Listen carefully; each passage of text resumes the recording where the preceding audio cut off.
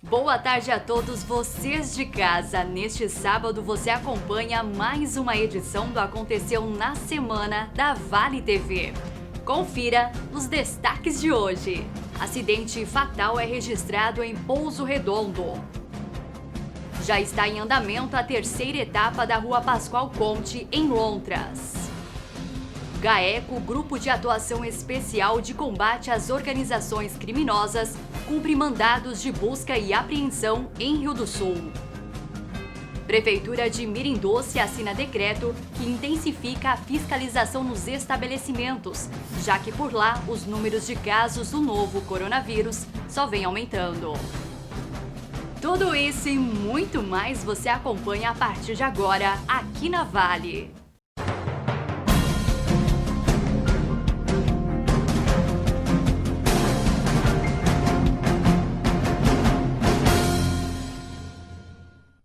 No último domingo, os fiéis puderam acompanhar a celebração de uma missa em drive-in, ou seja, dentro de seus carros. A cerimônia foi presidida pelo bispo Dom Onésimo, no pátio do Colégio Dom Bosco, ao lado da Catedral São João Batista. Dá só uma olhada. No auge da pandemia do novo coronavírus, padres católicos de várias regiões do país estão usando o sistema conhecido como drive-in para celebrar missas sem quebrar o distanciamento social. Devido à pandemia, a tradicional festa de São João Batista teve que ser cancelada para evitar a disseminação do vírus. E esta foi a forma encontrada pela Diocese para lembrar um pouco das festividades e da alegria vivenciada por todos aqui no pátio da igreja.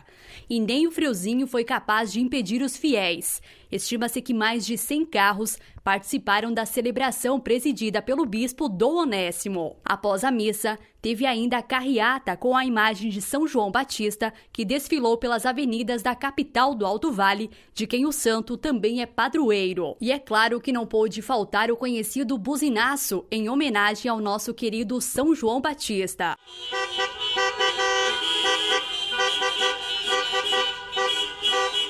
Já às 7 horas da noite, os católicos também puderam acompanhar a celebração de solenidade de São Pedro e São Paulo, que foi presidida pelo padre Josimar. As missas na Catedral São João Batista, aqui em Rio do Sul, já voltaram há algumas semanas, de segunda a segunda, às 7 horas da noite, e aos domingos, às 8 e às 10 da manhã, seguindo todos os cuidados necessários para a segurança dos fiéis, como a redução da capacidade de pessoas para 30%, o distanciamento social, o uso de máscaras e também a higienização das mãos. Os casos do novo coronavírus só vêm aumentando aqui no Alto Vale. Recentemente, mais 4 pessoas testaram positivo à doença em Aurora, que agora contabiliza 11 casos de Covid-19. Número este que foi atualizado e divulgado em nosso Facebook na segunda-feira, dia 29. Conversamos com a enfermeira da cidade, que traz mais detalhes na reportagem. Nós tivemos 7 casos até 25 dias atrás, confirmados e todos recuperados. E agora, nos últimos 4 dias, nós tivemos a confirmação de 4 novos casos, de 2 mulheres e 2 homens, na faixa etária de 25 a 54 anos. 2 desses pacientes que testaram positivos são da área do comércio de Aurora, né? Então trabalham no comércio do município de Aurora. Então, por serem comerciantes, a gente pede à população que vá procurar os serviços no nosso município, tanto público e privado, que mantenham os cuidados que a gente tem alertado e orientado desde o início da pandemia, né? Como o uso de máscara em todos os ambientes, a lavagem das mãos frequentes, o uso do álcool gel. Então, quando retorna para o seu domicílio, que já faça a retirada daquela vestimenta, não entre dentro da casa com os calçados, porque ele pode estar potencialmente contaminado, já proceda a lavagem de mãos, preferencialmente tomar banho, né? E que evite o aglomerado, né? Então, a pessoa que for buscar o serviço na Aurora, tanto no setor público quanto no privado, que mantenha um distanciamento de pelo menos 1,5 m entre uma pessoa e outra, que evite lugares onde tenham aglomeros de pessoas, então rodinhas de conversa, enfim, que não haja cumprimento com aperto de mão, abraço, porque são medidas que potencializam a contaminação ou disseminação do vírus.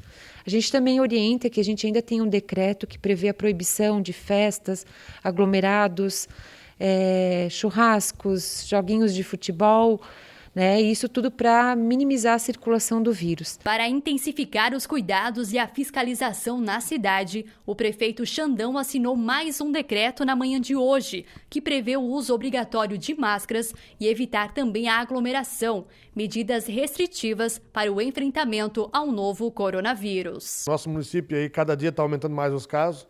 A gente está fazendo todas as medidas necessárias no município, mas não está adiantando. Então, a gente fez mais um decreto hoje, priorizando mais ainda a fiscalização do nosso município, e com certeza a população tem que se cuidar cada vez mais, porque nós já estamos com 11 casos e tem mais entrada de inverno agora e mais muita circulação de pessoas.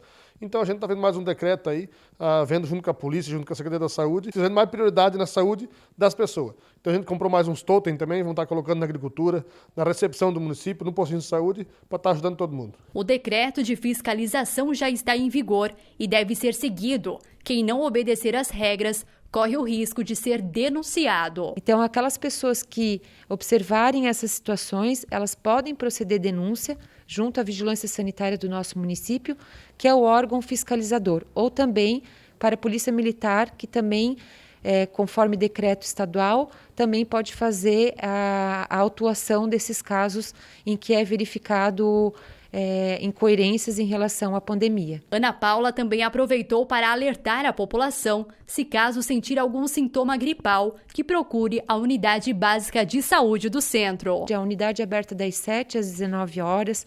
A gente está ali para atender a população e essas demandas. A pessoa recebe uma avaliação clínica, já recebe a medicação se necessário. É monitorado todos os dias e, se enquadrar como caso suspeito, procede à coleta do teste do SWAB, que é o PCR que é encaminhado para o LACEN.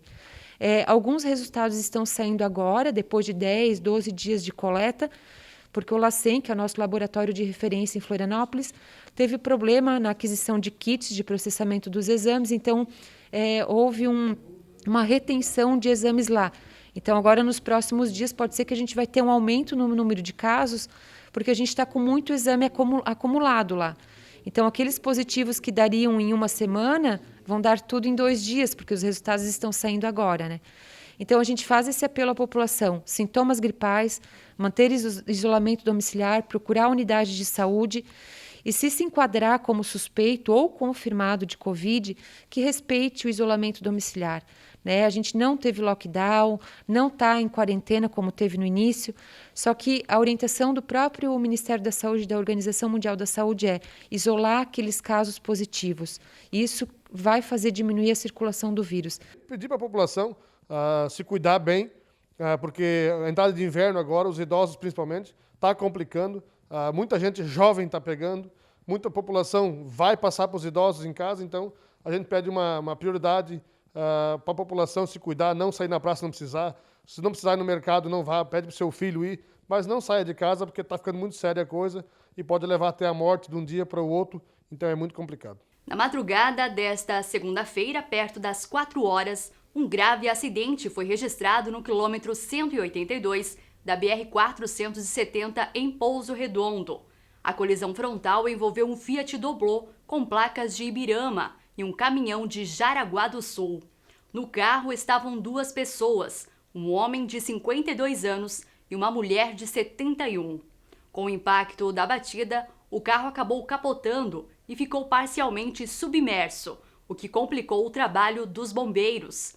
O homem não resistiu aos ferimentos e a guarnição levou mais de 1 hora para retirar o corpo da vítima, que já estava sem vida. Já a mulher estava presa às ferragens, foi resgatada e encaminhada ao hospital. E durante a manhã de segunda-feira, o GAECO, Grupo de Atuação Especial de Combate às Organizações Criminosas, cumpriu mandados de busca e apreensão aqui em Rio do Sul. De acordo com o procurador jurídico da administração municipal, as equipes recolheram documentos, celulares e computadores. Trata-se de um processo sigiloso em ação que tramita no TRE, Tribunal Regional Eleitoral, em tese, em relação à eleição de 2018. Além da Prefeitura, As equipes também estiveram no Hospital Regional Alto Vale, Secretaria de Saúde, instituições de ensino, consultórios particulares, gabinete do deputado Milton Obos na Assembleia Legislativa e também na AMAV. Na terça-feira, o prefeito de Agronômica César Luiz Cunha se reuniu com um comitê de combate ao novo coronavírus no CRAS, Centro de Referência de Assistência Social, com o objetivo de alinhar ações para o enfrentamento da doença lá na cidade. Confira. Como está havendo assim, uma incidência maior aqui no todo o Alto Vale, principalmente no Vale Oeste, né, de contaminados e pessoas apresentando, né, a doença, né, o Covid-19, a gente resolveu fazer essa reunião hoje, que também no nosso município as coisas assim tivemos assim, bastante incidência no início, teve até 2 óbitos, né? Depois a gente conseguiu equilibrar um pouco, né, com as nossas ações, estamos fazendo tudo, a nossa Secretaria da Saúde está trabalhando muito bem e as pessoas também se conscientizaram um pouco mais, mas mesmo assim é muito preocupante, porque nós estamos aqui no meio, né, de outras cidades, né, 470 cortando, é trânsito direto entrando e saindo do município, então temos que tomar todas as medidas, todos os cuidados, preservando sempre a saúde da nossa população e da população que também de fora que vem até o nosso município. Então agora com a vinda, né, o início agora de mês de julho, que é um período mais frio, mais intenso do inverno, é claro que a probabilidade da incidência da doença é maior ainda. Então por isso que nós fizemos essa reunião para a gente continuar com as nossas medidas de precaução, né, continuar mantendo todo o protocolo. Cunha também reforçou a população para que continue seguindo as medidas de prevenção ao novo coronavírus. O uso de máscara, né, o distanciamento, o uso de álcool em gel e também evitar nosso policiamento, estava aqui, polícia militar e tal, aglomerações, principalmente em bares, restaurantes, coisas desse sentido. Quer dizer, não dá para nós proibir totalmente a utilização, o funcionamento, mas porque essas pessoas tomam mais cuidados, ainda que fique cada vez se prevenindo mais, né, para evitar maiores problemas. São medidas assim duras, né? Às vezes as pessoas ficam até xingando a própria polícia, a própria prefeitura, os órgãos, né, que estão na vigilância sanitária e tudo mais, mas é importante, nós temos que estar cuidando. E caso as coisas voltarem a complicar um pouco mais, nós vamos tomar outras medidas restritivas que vão ter que acabar fazendo o que alguns municípios já estão fazendo no nosso estado, né? Voltando às restrições. Então, para a gente evitar isso, então a gente vai ter que acelerar um pouco mais os cuidados, né? Fazer campanhas de conscientização e continuar fazendo todo esse trabalho para que as pessoas realmente se cuidem, né? Sempre preservando a saúde, né, a vida da nossa população. Já à tarde, diversas regiões de Santa Catarina foram surpreendidas com a chuva e vento forte. Nossa equipe fez um balanço dos estragos causados por aqui. Acompanhe. Aqui no Alto Vale, alguns municípios também foram castigados pelo fenômeno meteorológico. De acordo com a Defesa Civil do Estado, as cidades foram atingidas por um ciclone extratropical. Em Rio do Sul, os ventos chegaram a marcar 65 km por hora na estação telemétrica instalada na ponte Dom Tito Bus, no bairro Cantagalo. Os estragos dominaram a cidade de Rio do Sul. A Defesa Civil entregou lonas para mais de 50 moradores que tiveram suas casas destelhadas. Árvores caídas sobre as ruas, vidros quebrados, postes derrubados, outdoor sobre os carros, um verdadeiro estrago e vários prejuízos. A capital do Alto Vale ficou sem energia elétrica durante algumas horas e a Celesc adiantou que a situação poderá se normalizar em até 4 dias, tendo em vista a gravidade do fenômeno na região e, é claro, se o tempo colaborar. A telefonia móvel e fixa, assim como a internet, eram precários até a noite de ontem e algumas pessoas ainda continuam sem o acesso à internet. O prefeito de Rio do Sul, José Tomé, conta que jamais vivenciou algo parecido como esse. Vínhamos recebendo mensagens da Defesa Civil, de avisos, né, meteorológicos, porém, quando a gente nunca viveu, nós somos pegos de surpresa, na verdade, né? Por isso até muitas pessoas se lesionaram, acabaram indo fechar portas que estilhaçaram os vidros, acabaram tendo quedas, né, de alguns locais. e, né, fica o aprendizado para nós, na verdade, e também toda uma ação coordenada agora de um trabalho em conjunto para a gente atender toda a população da melhor forma possível. Muitos prejuízos aqui, prefeito, já chegaram a fazer um balanço destes prejuízos aqui na cidade? O primeiro momento foi atender a população que mais necessita de apoio, né, com todos os estragos que o ciclone trouxe, né, muitas casas destelhadas, já atendemos cerca de 53 pedidos, né, de fornecimento de lonas para cobertura da sua casa e dos seus pertences, protegendo o seu patrimônio, o que é providencial para esse momento, né? Todo o levantamento ainda de prejuízos está sendo feito, porque ele é muito grande. Nós temos prédios públicos que foram atingidos, prédios, né, do município, do governo do estado, da União, das estruturas de segurança pública, né, que precisam do apoio. Ainda temos a questão da telefonia comprometida, a comunicação está bastante limitada ainda, e a gente agradece vocês da imprensa que estão nos dando esse apoio, esse suporte, né, na multiplicação de informação. E agora, inclusive, determinamos nessa última reunião que fizemos aqui, de que o SOS Ciclone vai estar à disposição no site da Prefeitura aí, nos próximos dias, para que a gente consiga contabilizar o prejuízo, tanto empresarial quanto residencial, né? Se na sua empresa perdeu o estoque, perdeu a matéria-prima, teve danos materiais também, bem como nas casas, né? A casa que destelhou, que descobriu, o carro que estragou, o portão que arrancou, para que a gente consiga ter informações desse prejuízo bem pontuais, ter ela toda relacionada, né?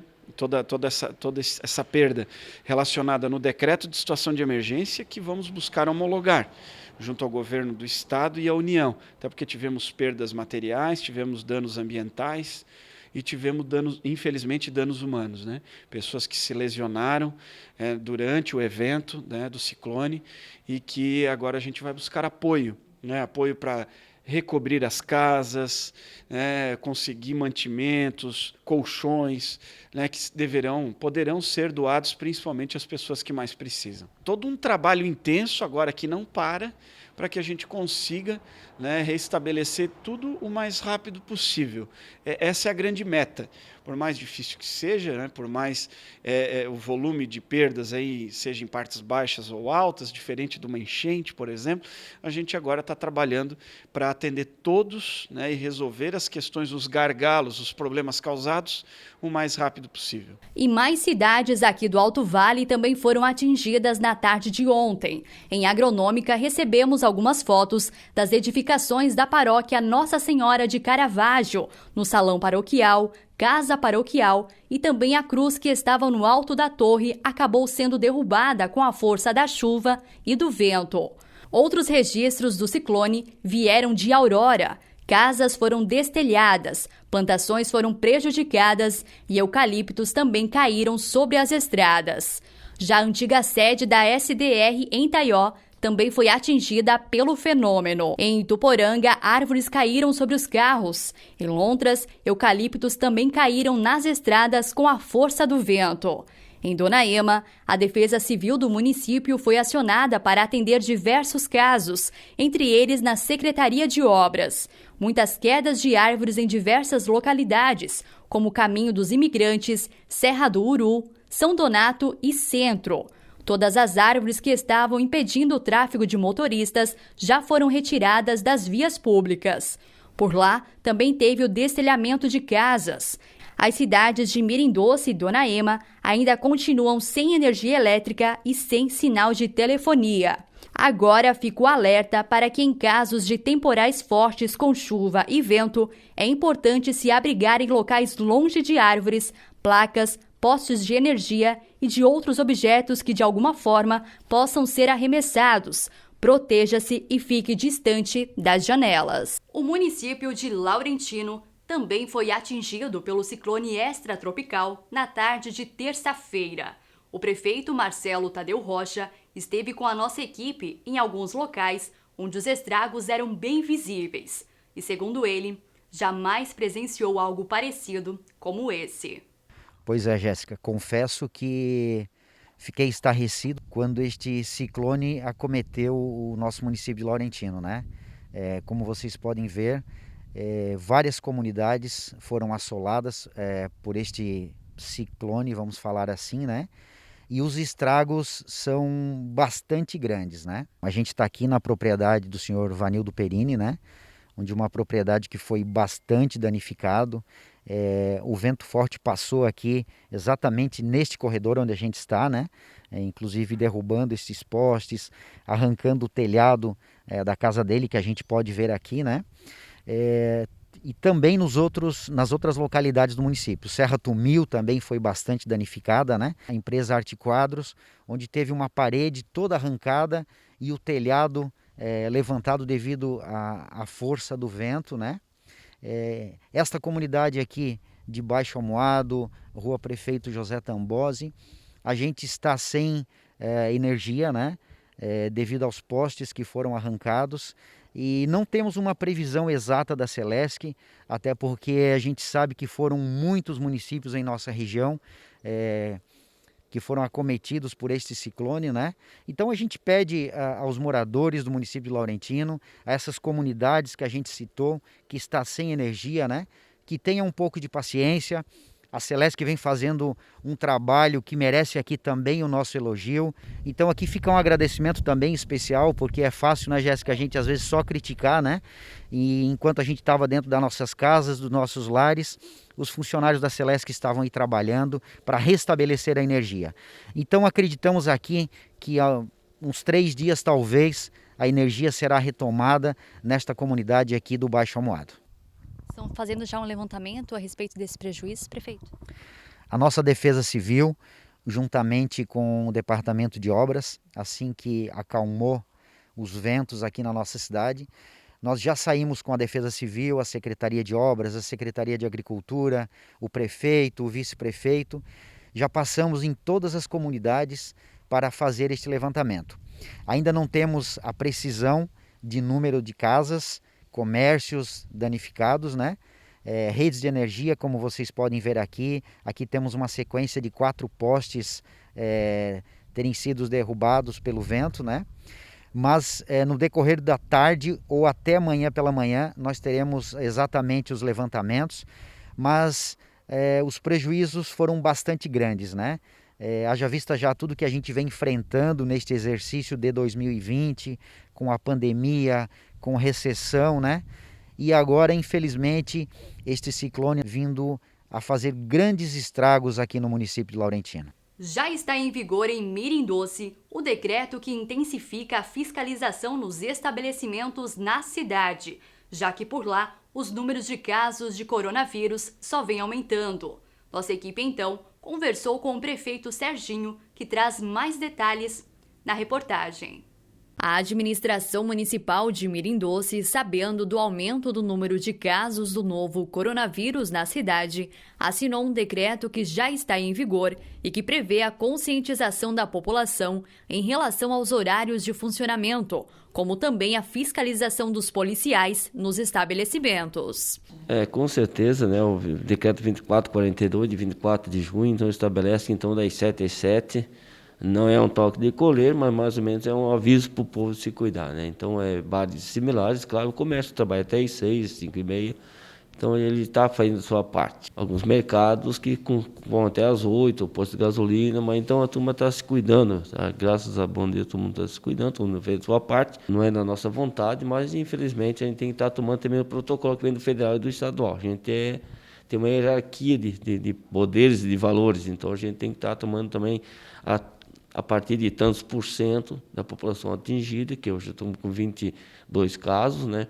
Até ontem, então a gente tem que estar tomando algumas precauções. Eu sei que não é bom para todos os lados, mas infelizmente a gente tem que estar cumprindo também normas, a gente também é regrado por normas e leis, né? Então a gente quer dizer que não é uma coisa pessoal, mas enfim, nós temos que estar tomando essas atitudes para que não fica pior, né?